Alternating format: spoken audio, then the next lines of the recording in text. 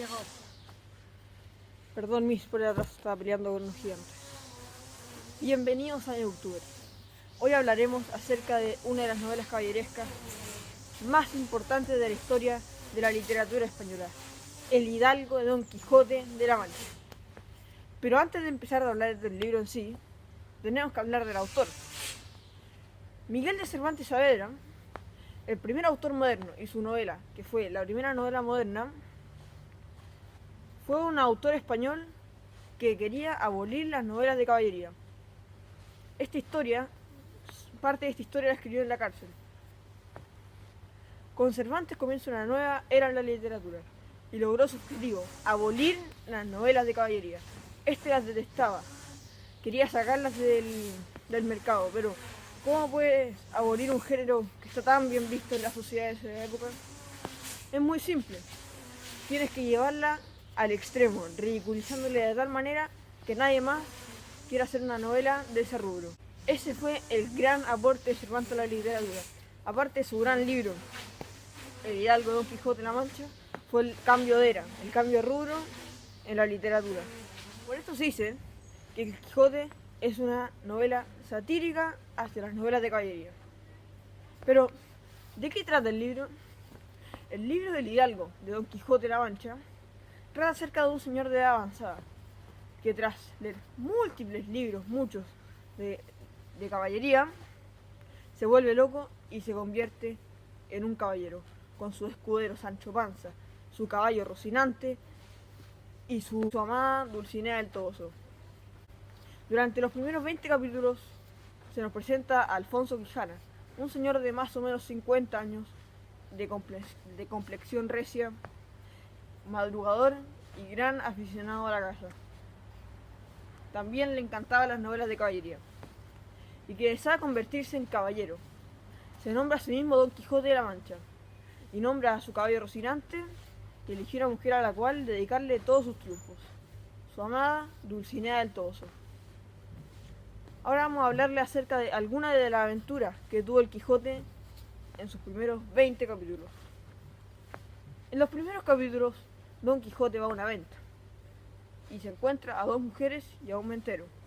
El Quijote le pide al señor que lo proclame caballero, y el ventero lo hace. Luego se encuentra con un señor que está azotando a un niño y le dice que pare de azotarlo. El señor en un principio para de azotarlo, pero apenas Don Quijote se da vuelta, el señor sigue azotándolo. Luego el Quijote se dispuso a atacar a unos mercaderes que estaban ofendiendo a su amada Dulcinea del Toboso. El ataque de Don Quijote no fue exitoso y los mercaderes le rompieron la lanza. Cuando el Quijote vuelve herido a su casa, se encuentra al cura, al barbero y a su sobrina. Y una vez que lo curan, Don Quijote le dice que había sido atacado por 10 grandes gigantes malvados. Luego el Quijote se encuentra con un pobre hombre llamado Sancho Panza. Lo invita a irse con él en sus aventuras, a cambio de numerosas islas. Sancho acepta y estuvieron toda la noche hablando acerca de las islas que el Quijote le había prometido. Por el camino, Don Quijote se encuentra con unos molinos de viento y Don Quijote, creyéndose que son gigantes malvados, se dispone a atacarlos con su lanza. Sancho le dice que no eran gigantes, que eran tan solo molinos, pero Don Quijote se empeña en atacarlos, ya que él piensa que son gigantes. Como consecuencia, Don Quijote tropieza con su lanza y se cae al suelo, acabando así con la aventura de los molinos. Otra historia que nos cuenta Don Quijote es que una vez en el camino vieron a dos monjes vestidos con sus hábitos negros y una mujer que iba detrás de ellos. Se supone que todos iban en la misma dirección, pero Don Quijote se pensó que estos pobres monjes tenían secuestrar a la señora que iba detrás de ellos y decidió atacar a los pobres e inocentes monjes. Otra historia que tenemos es la de Crisóstomo y Marcela. Una vez en las chozas de pastores, ya que no podían dormir en la iglesia, ya que habían atacado a los monjes, encuentran un cabrero el cual está anunciando la muerte de un pastor que falleció debido a los amores de una mujer muy hermosa, Marcela. Don Quijote, que era desconocido de esta historia, se interesó por ella, y el pastor de buen grado accedió a contársela. El pastor le contaba a Don Quijote que esta buena moza rechazaba a todos los hombres, e incluso su tío la intentaba casar, pero ella se negaba. También le contaba que al día siguiente era su entierro, pero que no le convenía ir, ya que está muy mal visto ir a entierros de gente desconocida.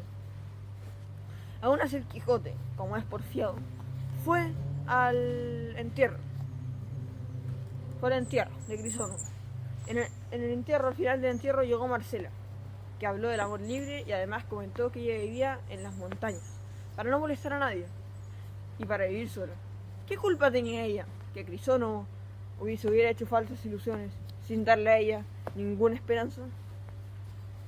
En cuanto concluyó Marcela, Don Quijote la respaldó inmediatamente, diciendo que ella no había tenido la culpa de que Crisóstomo muriera.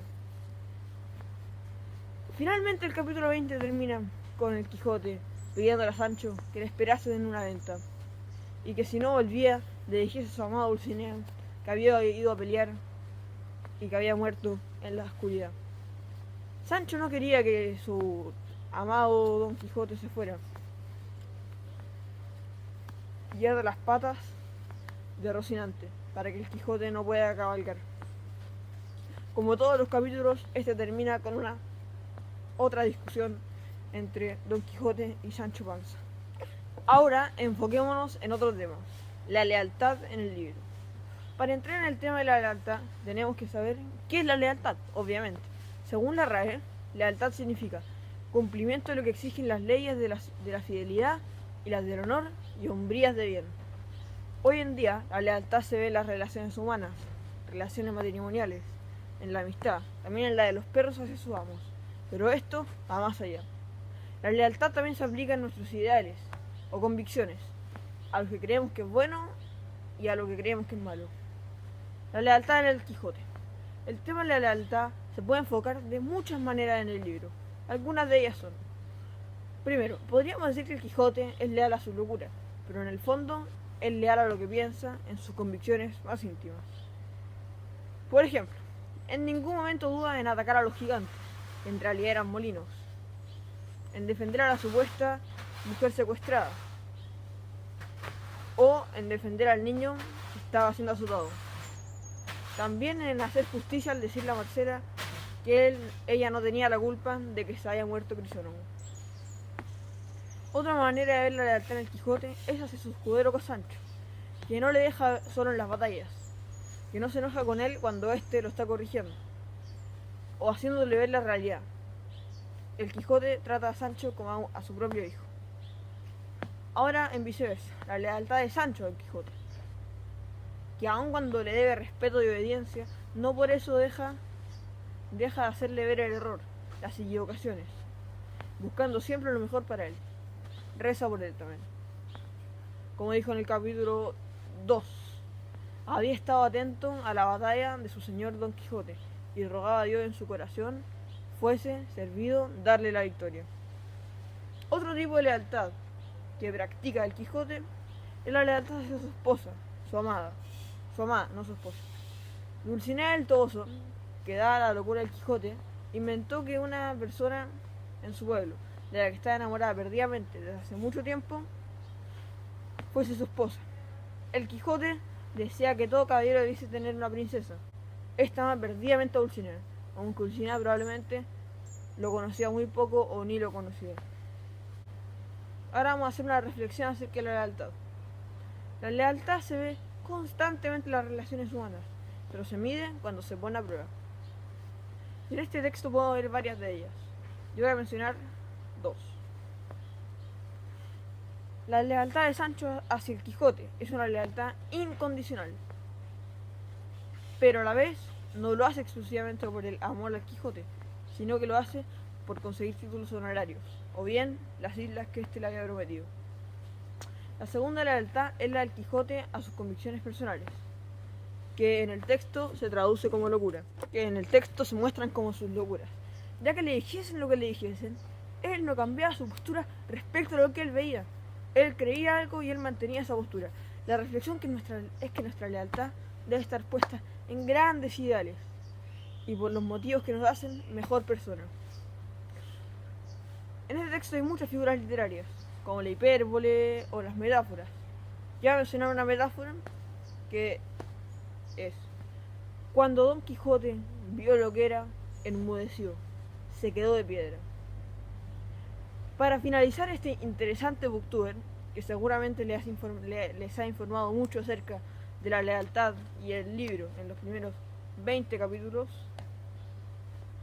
podemos decir que el libro de Don Quijote de la Mancha es un gran ejemplo para estudiar muchos valores, como el compañerismo, la valentía y por supuesto la lealtad, que se encuentra muy bien representada en muchos personajes, pero principalmente en él y en Sancho.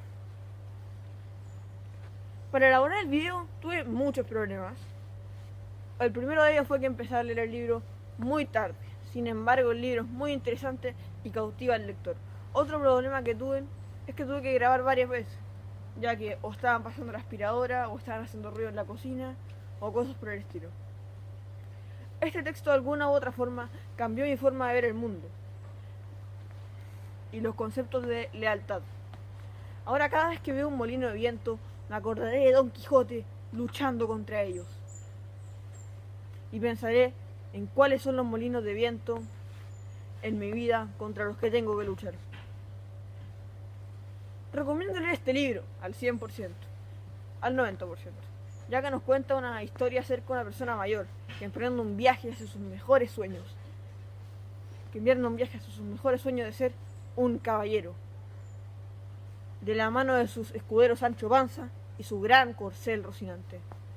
Personalmente le doy a este libro una calificación de 9 a 10, ya que cautiva al lector, la lectura se hace ágil, es interesante y un clásico que sí o sí hay que leer alguna vez en nuestra vida. No le doy un 10 por dos razones. Primero que todo es la edad.